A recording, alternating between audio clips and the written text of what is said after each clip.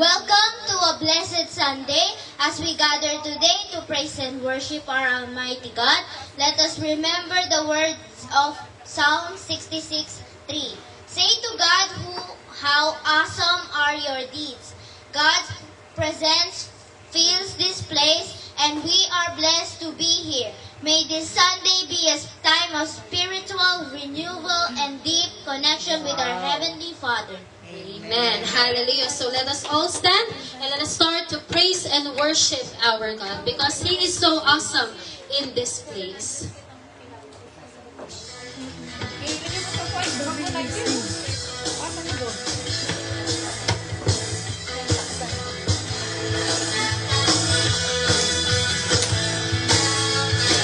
Here in this house of the great King, we come together now to worship Him. This house is built on Christ our rock, cannot be shaken, cannot be shaken. That is awesome. God is awesome in this place. Yes, Lord, you're so awesome. We sense His presence as we sing His praise. There is power here for a miracle. Set the captives free, make the broken whole. God is awesome. God is awesome. He's so awesome. God is awesome in this place.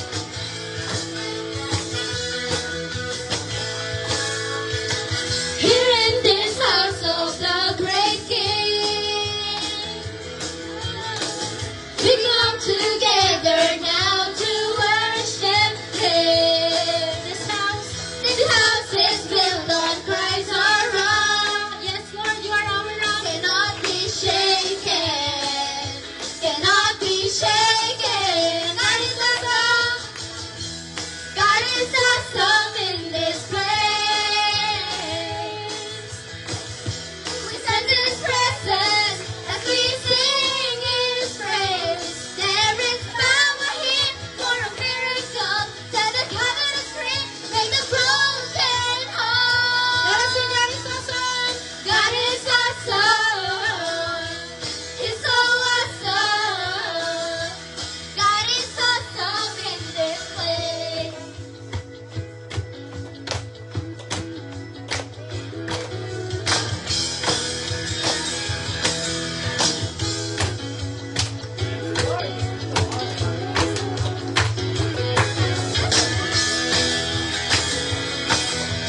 I found where I belong. I'm a living stone. In this house I will grow. I found where I belong. I'm a living stone. In this house I will grow. I found where I belong. I'm a living stone. In this house we will grow. Yes, we will grow. I found where I belong. I'm a living stone. In this house we will grow. I found there is power here for a miracle. Set the captives free, make the broken whole. God is awesome. He's so awesome. God is awesome. He's so awesome. He's so awesome. God is awesome. He's so awesome. God is awesome in this place. Yes, Lord, hallelujah. You are awesome in this place, oh God. Thank you, Lord. And right now, Lord, we just want to give you our hearts, Lord, because you are great in our lives, Jesus. Let us sing with our hearts. The splendor of a king, clothed in majesty. Let all the earth rejoice. Let all the earth rejoice. Yes, Lord.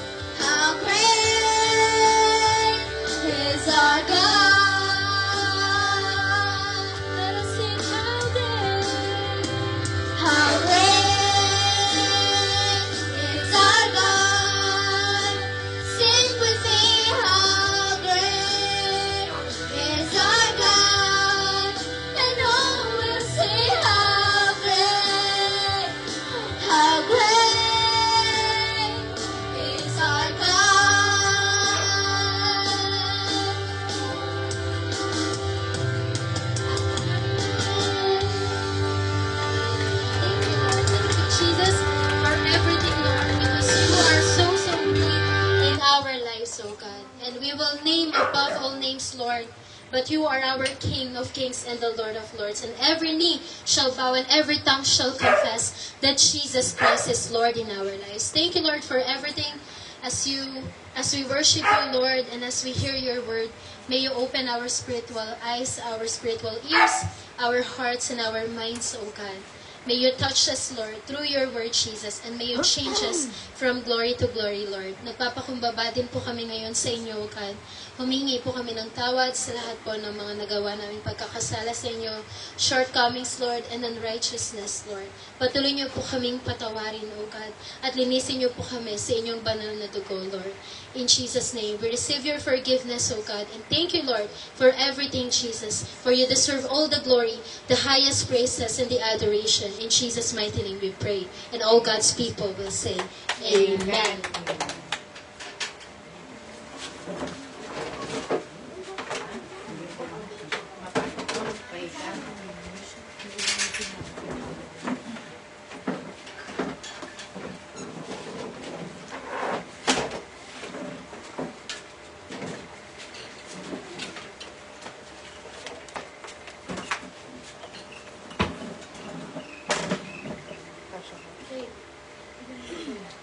Amen. A blessed Sunday. Truly our God is great. Amen. And God is awesome in this place. And not only in this place, but also in our lives. Amen. Palakpakan po natin ang Panginoon. It is another Sunday service wherein we are gathered here today, to always celebrate the Lord's Day every Sunday. So, actually, this is also our rest day, resting with God. Amen. So, batiin mo muna yung katabi mo. Sabi mo, rejoice today. Rejoice today. Because it's the Lord's Day. Because it's the Lord's Day. Amen. So, araw-araw naman Lord's Day sa atin. Amen. Kasi I know, no matter how busy we are, we always make time to the Lord. Amen. So, yun lang ang sikreto, para tayo ay lalong ma-regain natin always yung strength natin sa Panginoon is when we always make time with the Lord. Kahit 5 minutes lang yan. Amen. No matter how busy we are, just a prayer, simple prayer to the Lord. It's very powerful na. Amen. So before we start our Sunday message for today, I invite you once again to close your eyes and let us all pray. Father God, in Jesus' name, we just want to thank you, Lord, for each and everyone's life, Lord, in Jesus' name. We just want to glorify you in our lives, Lord, no matter how busy we are sa aming mga career, businesses, or whatever that we are doing sa aming education. We always make time for you, Lord. We dedicate to you our Sundays, Lord, to worship you, to hear your word, and to grow as a follower of Jesus, Lord, in Jesus' name. And I pray, Lord, na ang salita mo na maririnig namin ngayong araw, Lord, it will change us, it will mold us in Jesus' name to the image and to the likeness more of Christ in Jesus' name. May it change us from glory to glory. In Jesus' name we pray. Amen. So, kanina, di ba sinabi ko, rejoice today, sabihin mo sa katabi mo.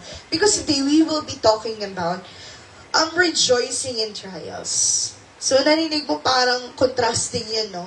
Kailan ba tayo nag-rejoice tuwing trials? Ayaw natin ang trials, di ba? Kasi gusto natin easy life, good life, happy, walang problema. Excuse me. Pero yun nga. So, we will be talking about rejoicing in trials. Paano ba yun, di ba? So, bilang isang Kristiyano, alam natin sa sarili natin na ang hirap mag-rejoice kapag may pagsubok, di ba? Parang ang hirap mapakali. Ako pag may mga pagsubok o subo, yung lagi ko iniisip, kailan kaya matatapos to? Gusto ko nang matapos to. Diba? So ito ngayon, pag-uusapan natin, why we must rejoice in trials. Amen? It is because, kailangan natin magalak pag may pagsubok tayo. Why? Because, you know what? This will make us understand that God is doing a new thing in our life, something na ikabubuti natin. Amen? So if we will dig into James, this verse, this message in James 1:2-4. Alam natin, life is full of challenges. Amen? Naniniwala ba kayo na maraming challenges ang buhay? Amen. Okay, amen. Sometimes, so we face problems. Saan? Sa trabaho, no? Minsan sa education natin, no? Nagkakaproblema tayo, kay bata tayo, no? We also have different kinds of struggles. Minsan sa pamilya natin, no? Financial difficulties, sometimes even health issues. Amen. Yes. Lahat tayo, we are vulnerable to experience these things. Amen. So in these moments, no, pag nagkakapagsubok tayo, di ba? It is always easy, no, to feel discouraged and to ask God. Napapatanong ba kayo minsan kay Lord pag may pagsubok kayo? Lord, why is this happening to me? Di ba usual question at the back of our mind kapag meron tayong trials and tribulation, di ba? Lord, bakit nangyayari sa akin ito, di ba? So sabi dito sa James 1:2-4, God tells us to count it all joy when we go through trials. This may sound strange, di ba? Minsan napaka-strange naman yon. How can we be happy in hard times, di ba? Does God wants us to suffer? No? No! Siyempre, ang gusto ng Panginoon, no, He wants us to see trials differently. Amen? Today, we will learn why should we rejoice in trials and how God uses them for our good. Paano ba nakakabuti sa atin yung mga pagsubok na napagdadaanan natin? So if we will dig deeper to this word, no, if we will understand James 1-4 in Hebrews words, no, so ating hihimayin ang salita nito. Diba? Sabi dito, count it all joy, my brother, when you meet trials of various kinds. Ibig sabihin, iba-iba. Diba? So, for you know that the testing of your faith produces steadfastness. And let steadfastness have its full effect, that you may be perfect and complete, lacking in nothing. So, let us break down and explain these verses, no? Paano ba pag sinabi ni Lord na count it all joy? So, sinasabi dito ni Santiago or ni James, no, na dapat nating ituring, no, bilang kagalakan ang ating mga pagsubok. Kasi ibig sabihin ng count it all joy, it means deep meaning of gladness. Hindi lang happiness. Kasi happiness, mababaw lang yan na kaligayahan eh. But gladness, it is something deep. Amen? Pero paano tayo magiging masaya kung nahihirapan tayo? Di ba medyo ang daming mystery ng salita ng Panginoon? Amen? So, di ba, hindi simpleng kasiyahan yung sinasabi dito, kundi isang malalim na kagalakan na nanggagaling sa Diyos kahit na may pinagdadaanan tayo. Minsan naka-experience na ba kayo? May nagsabi sa inyo na, alam mo, kahit na may pagsubok ka, nakakatawa ka pa rin, masaya ka pa rin, di ba? Minsan, may nagsasabing ganyan, but ang light-light ng aura mo. Alam natin ang daming pagsubok ng bawat ibang tao, di ba? Bawat mga kasama natin, di ba? Pero nagagawa pa rin nilang makatawa, maging masaya, di ba? So, parang isang example lang to, di ba? Na kailangan natin minsan na matuto, di ba? Para alam natin para mas maging matatag tayo. Amen? Na kahit na hindi mo naman kasi kailangan all of the time isipin yung problema. Narinig ko ng bata ko, laging sinasabi ng nanay ko, kung wala pa yung sagot sa problema mo, huwag mo munang isipin. Yan lang yung lagi kong naririnig pa ulit-ulit para hindi ka ma-stress. Kaya ang daming nagsistress, nade-depress, no? Kasi isip sila ng isip. Minsan kasi hindi naman agad-agad nandiyan yung solusyon sa problema natin. Amen? So it means, no, ibig sabihin na kahit na may pinagdadaanan tayo, let us trust God. Yun yung ibig sabihin nun, that count it all joy. Matuto pa rin tayong magalak. Amen? Kasi hindi naman ibibigay ni Lord sa iyo yung pagsubok na hindi mo kakayanin. Amen? Kasi maraming tinitest si Lord sa atin di ba? Hindi madaling maging isang Kristiyano. Amen? Hindi pag tinanggap mo when you became a follower of Jesus, it doesn't mean that you will experience easy life. Hindi. Mas marami pang pagsubok. But those pagsubok, it is molding us to become the better version of ourselves as a follower of Jesus. Amen? At nung sinabi niya dito, count it all joy, yun nga, maging magalak tayo. We have to have deep gladness. Ibig sabihin, magtiwala tayo sa Panginoon na kahit na may pagsubok, pinagdadaanan man tayo in various kinds, iba-iba man yan, Amen? Let us trust God. Yung happiness natin, di ba? Let us not rely it in the situation that we have. Kasi pag nirely mo yung happiness, yung gladness mo sa sitwasyon, edi magfa-fluctuate yung happiness mo, di ba? Kailangan yung happiness natin nasa Panginoon. Amen? Para hindi ka, pag may problema ka, malungkot ka, wala ka ng happiness. Kaya totoo yung sinasabi na happiness, gladness is a choice. And we must find true gladness from God. Amen? So when you meet trials, sabi dito, count it all joy, my brothers and sisters, whenever, di ba? When you meet trials of various kinds, ano ang ibig sabihin nito, no? Meaning, it is a test. Ano bang ibig sabihin ng trials? I want you to remember this. No, sabi dito sa Hebrew word, no, for trial, it means nisayon. Yan yung Hebrew word ng trials.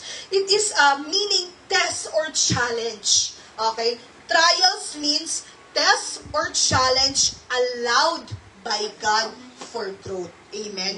Ina-allow ni Lord yung trials. Kaya nakaka-experience tayo.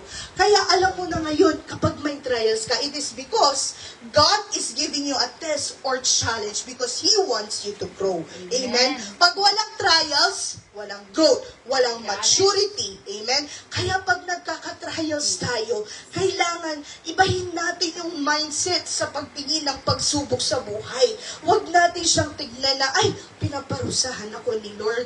Diba? Hindi. Kasi may tinuturo si Lord. God is, He wants you to learn something from that trial for your growth. Amen? Di ba si Job? Di ba sabi ni Satan, di ba? O bibigyan niya ng pagsubok si Job. Anong sabi niya? Sige, bigyan mo. Inallow niya, di ba? So God allows trial for our growth. And para matest yung faith natin, kung gaano natin kalalim at kalawak na pagkakatiwalaan ng Panginoon. Amen? So that is the meaning of trial, no, in the biblical word ni Zion. So na hindi parusa, kundi isang pagsubok para palakasin ang ating pananampalataya. That is the meaning of trial. Amen? Hindi sinasabi kung sakali, kundi kapag dumaan tayo sa pagsubok, ibig sabihin normal to sa buhay natin bilang isang Kristiyano. Di ba kahit di pa nga tayo Kristiyano, dami natin mga pagsubok. Di ba? So, ibig sabihin na, no, ang trials ay training ng Diyos para sa atin. Like the athletes, di ba? They face trainings before they become the best athletes. No? Like, may nakwento nga yung ate ko dahil nagpa-practice siya mag-tennis. Sabi niya, yung coach daw nila, yung anak niya, 4 years old, 8 years old, palang champion na daw sa tennis. Kasi tinraining siya ng bata pa lang. So nakita mo, bago naging champion yung bata, ano yung pinagdaanan niya? Siyempre, ang hirap yun na, siguro na maga pa yung mga, di ba, yung mga joints and ligaments sa kahit bata siya dahil sa kaka-practice. Di ba, he paid the price for growth to be a champion in tennis. So just like in life, now for us to succeed in life, we must grow from trials. Amen? Huwag nating gawin yung trials as a kaparusahan ng Diyos. Kung hindi gusto to ng Panginoon para sa atin, to make us better, not bitter. Amen? Kaya sa pag may trials tayo, ano yung usually natututunan natin dyan? Pagpakukumbaba. Amen? Pagpapatawad, di ba? Pagpapatawad hindi lang sa nakasakit sa atin o nasaktan natin, kundi rin sa ating sarili. Amen? The number one, the first one na dapat nating patawarin lagi yung sarili natin. Kasi lagi nating sinisisi minsan yung sarili natin sa mga desisyon natin.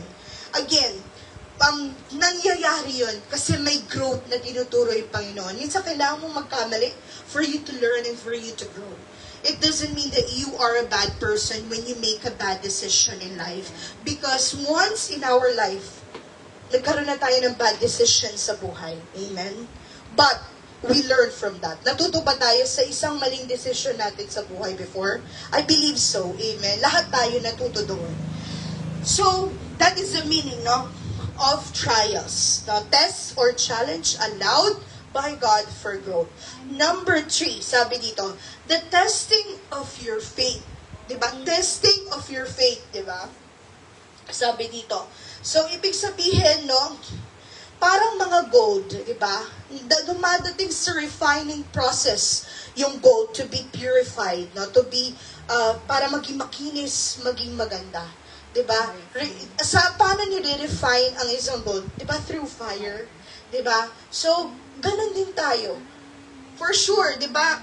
When we face trials in life, para ding nakaka-experience tayo na, diba, sobrang bigat. Minsan, hindi mo na alam kung paano mo i-handle yung pagsubok mo sa buhay. So, it only means that during the testing of our faith, diba, tumatatag din yung pananampalataya natin.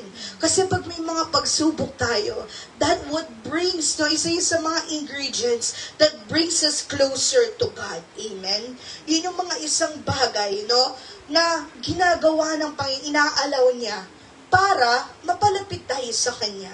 Para matuto tayong i-depend yung sarili natin. I-depend yung sarili natin sa Kanya, hindi sa sarili nating kakayahan. Amen? Kasi pag nag-rely ka sa own strength mo, anong mangyayari? Diba? It will deplete you. Because the human strength, it diminishes, nababawasan yan.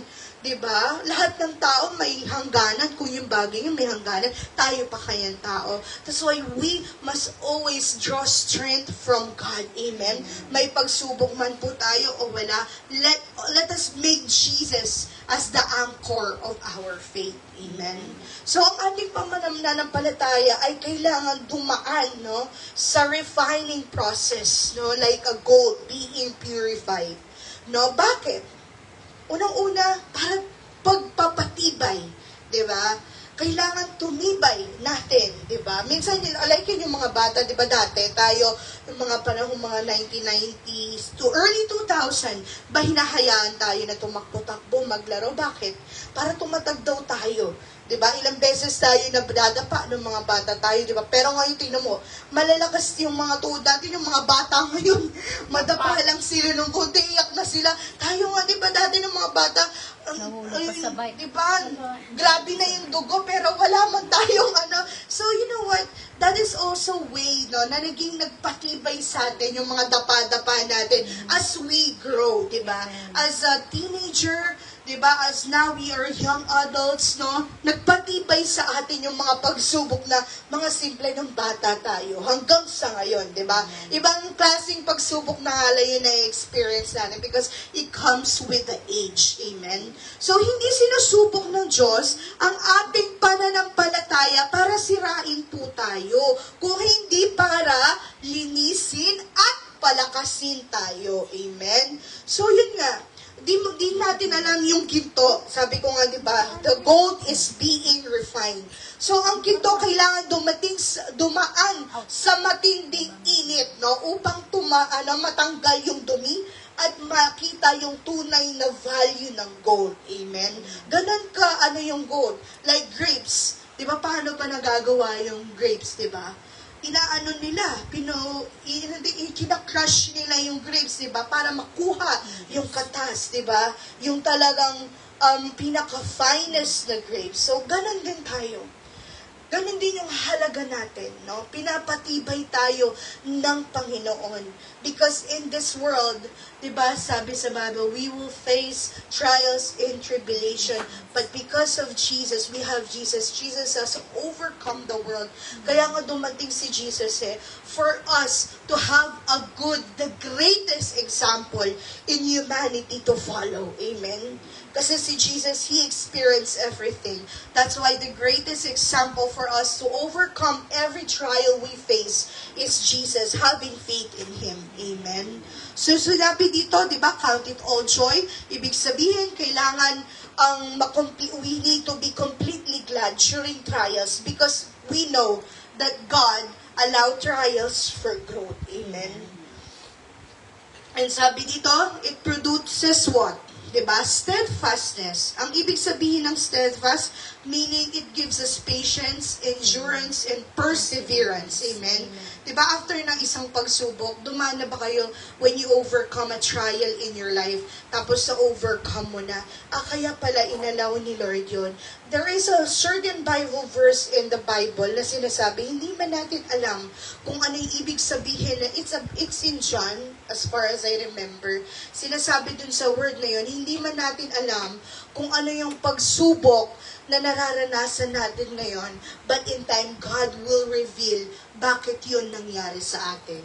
So sometimes, diba, meron na kayong pagsubok na napagtagumpayan, and then you ask yourself, or you tell yourself na, kaya pala naranasan ko to, kasi ito pala yung plano ni Lord sa akin. Kaya pala binigay ni Lord sa akin na, diba, kaya pala, napagtagumpayan, naging success, di ba? Sumakses ka. Di ba? Sumakses ka sa pagsubok na yan. Kasi yun nga pala, tinuturo ni Lord, maging patient ka. Di ba? Like si Faith, bakit na binigay sa atin si Faith? Para humaba yung pasensya namin. Kasi minsan, di ba, Lord, nagpipray tayo, Lord, give me patience. Si Lord magbibigay siya ng scenario kung saan na palalawakin niya yung patience mo. Di ba? Minsan, God is like that, di ba? O minsan, Lord, gusto ko ng testimony. Ito ngayon, may pagsubok ka. Di ba? Hingi-hingi ka ng testimony. O syempre, paano ba magka-testimony? Di sa mga trials and tribulations natin sa buhay, di ba? That's why we must overcome, because Jesus overcome, then we can overcome with Him. Amen? So, yun ang tinuturo po ng trials sa atin. Now, growth, and aside from growth, patience, endurance, and perseverance. Diba? Endurance, ibig sabihin, tumatatag tayo kung hanggang saan natin kaya. Diba? Kaya lahat kakayanin. Amen? Wala tayong susukuan. Amen? Sabi nga, diba, never give up. Totoo yun. Diba? We should not give up in our life because Jesus never gave up on us. Even if He's close to giving up, He still chose to not give up to save us all. Amen. That's how much He loves us. So, ang pagtitiis, no, ibig sabihin, hindi lang tayo basta nagtitiis, no, kapag meron tayong pagsubok. Kailangan din natin magtiwala habang naghihintay na makalabas tayo sa pagsubok. Imagine mo, di ba? Imaginein mo, di ba? Yung mga Israelites, 40 years silang na, di ba? Na, di ba, ikot-ikot. Imagine mo, sabi ko, ano bang 40 years kaya before? Imagine mo, di ba, 10 years old ka na, nakasali. Just imagine, no, na, for the 10 years old ka, kasi Israelite ka, nandun ka sa 40 days. 40 years of, di ba, paikot-ikot sila because of the wilderness and all.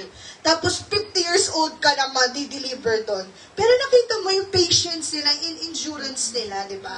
So, tayo nga minsan, maliit na pagsubok talagang, na tayo almost feeling natin, hanging bayatred na tayo agad, di ba? What more pa, yung mga nakaka-experience ng 40 years ng pagsubok, di ba? Imagine mo, 10 years old ka, tapos 50 years old ka na nakalaya sa wilderness, di ba? You see the goodness of God in our life this present time, yung grace ng Panginoon, giving it to us, even if we don't even deserve it, that's how much God loves us, amen? Kaya dapat walang pagsubok tayo na hindi pagtatagumpayan, lalo na meron tayong Diyos na hindi natutulog. Amen? Ang Diyos natin laging nakaantabay sa atin. So that's how much we need to have, no, when we face trials. We need to have patience, endurance, and perseverance. Amen? And number 5, sabi dito sa next verse, diba? That you may be perfect and complete, lacking in nothing. So, ibig sabihin dito, no, paano ba yung magiging perfect and complete? Literally ba? Na magiging perfecto tayo? No, it means, okay? It means, ang ibig sabihin, nang that we may be perfect and complete, no? Lacking in nothing. It means that we will be whole, mature, and complete. Amen. Yun yung ibig sabihin ng perfect. We must be matured Christians. Amen. Kailangan natin mag-grow, matransform sa salita ng Diyos through the Holy Spirit of God. It is because the Word of God is the one that changes us. Wala tayong kapangyarihan bilang isang pastor, bilang isang tagapahayag ng salita, no? It is just the grace of God that we are able to share God's Word. Pero ang nagbabago po sa atin ay ang salita ng Diyos. Because the Word of God is cleansing. Amen? So, ang layunin ng Diyos, no, pag tayo ay humaharap sa mga pagsubok, trials niya, ay hindi lang tayo basta makaraos sa problema. Diba? Minsan ganun yung feeling natin, ay, nakaraos na ako, na-overcome ko na tong pagsubok na to, no? Kung hindi, His goal is for us to grow, no? Kung hindi, lumago tayo hanggang sa mabuo tayo, maging matibay at handa sa mas malaking plano niya. Amen?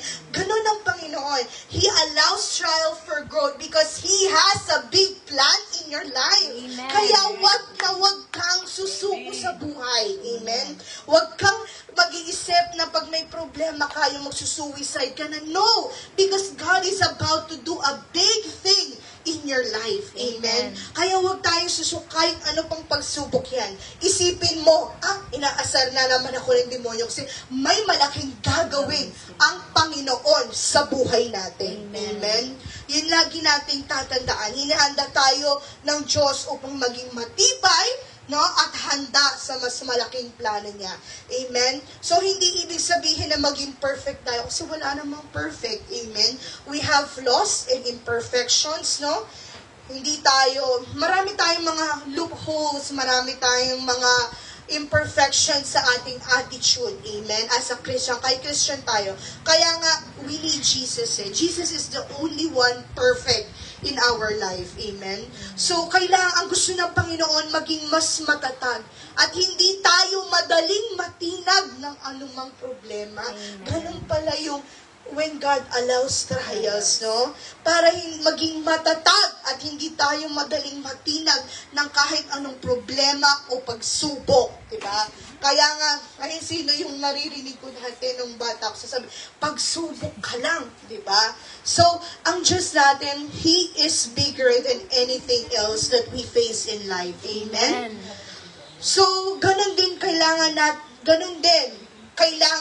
ang panampalataya natin ay lumalim sa Panginoon para hindi tayo madaling matinag na kahit anumang pagsubok. Amen? So, paano natin maa-apply? Do you have your Bibles? Basahin natin sa Tagalog yung James 1:2-4. Sige, Sister May. Santiago 1:3-4. Mga kapatid, magalak kayo kapag kayo dumaranas ng iba't ibang uri ng pagsubok. Amen. Dapat ninyong malaman na nagiging matatag ang inyong pananampalataya sa pamamagitan ng mga pagsubok. At dapat kayo magpakatatag hanggang wakas upang kayo maging ganap at walang pagkukulang. Amen. So nakita natin sa Tagalog yung ibig sabihin ng pag-aalaw ni Lord and trials sa ating buhay. So papaano natin Tagalog. Ikaw, Alex, gusto mo rin basahin?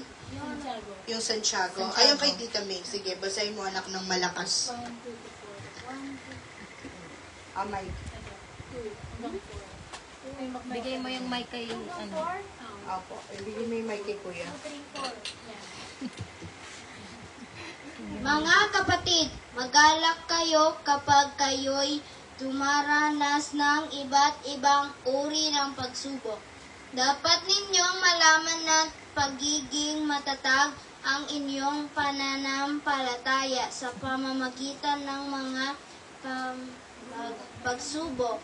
At dapat kung kayong magpakatatag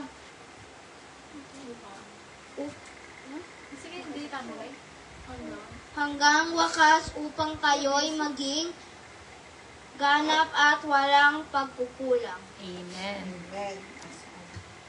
Amen. Thank you, Lord, for your word. So, paano natin maisa sa buhay yung narinig natin na pangako ni Lord sa atin?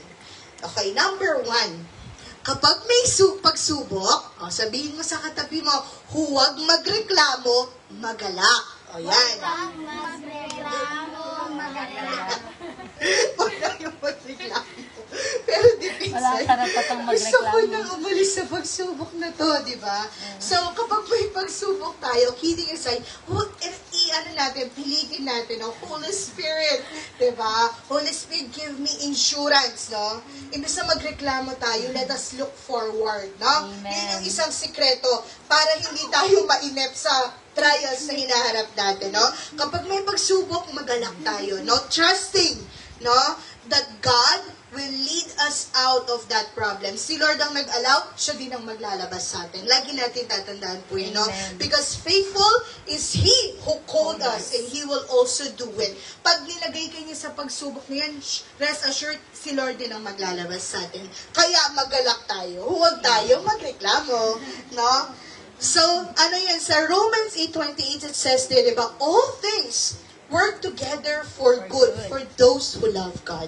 Yan yung pangako sa atin ng Panginoon. Lahat, di ba, nang nangyayari sa buhay natin, it is God's plans and purposes for our lives. Amen? Number 2, sabi mo ulit sa katabi mo, huwag sumuko, patuloy na magtiwala. O yan. So, patuloy na magtiwala. Huwag sumuko, patuloy na magtiwala. Di ba? Sumuko.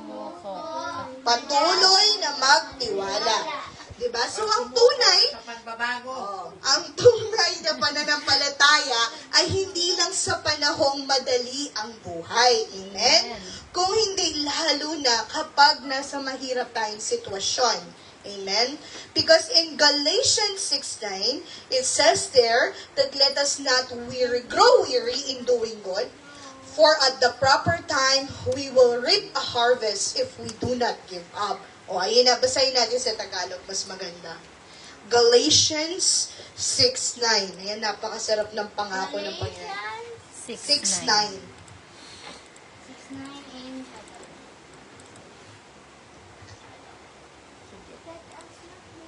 Maganda Tagalog. 6 to 9. 6:9 po. 6, 9, 10. 6'9" nga. Tagalog po. Ayan, basahin natin. Puta naman.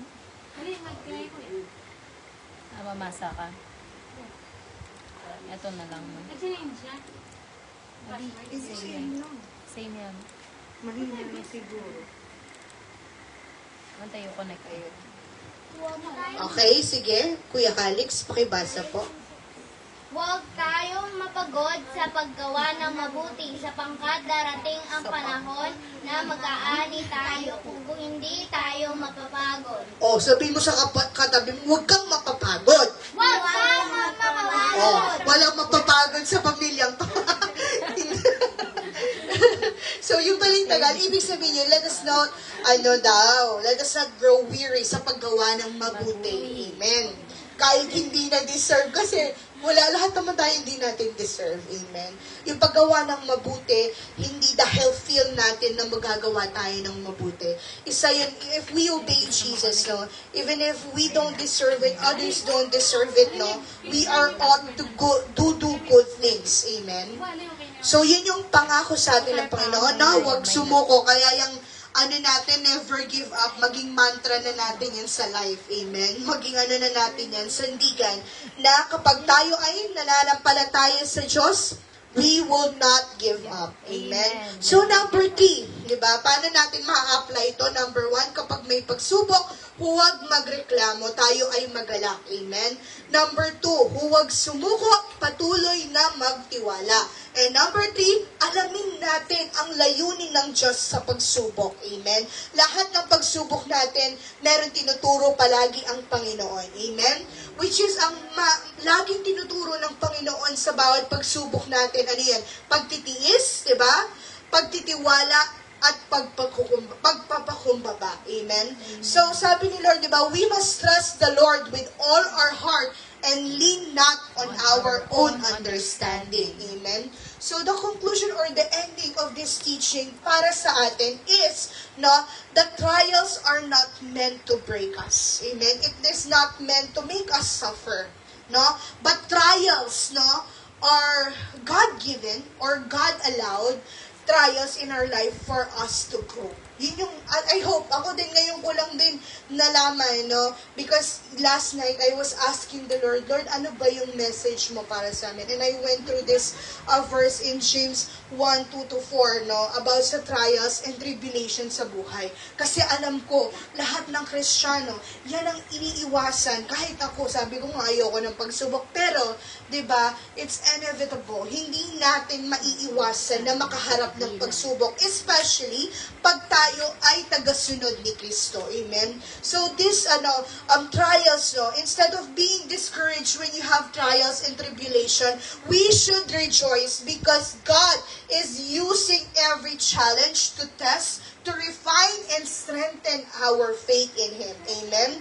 So the next time, diba sabi ko nga kanina, kapag may pagsubok tayo, ano yung una nating sinasabi ni Lord, diba? Lord, why are you allowing this to happen, diba? Ba't ako, Lord, diba? So ngayon, the new question na pwede nating sabihin, no, or tanungin sa Diyos kapag may pagsubok tayo, instead, Lord, ba't ako?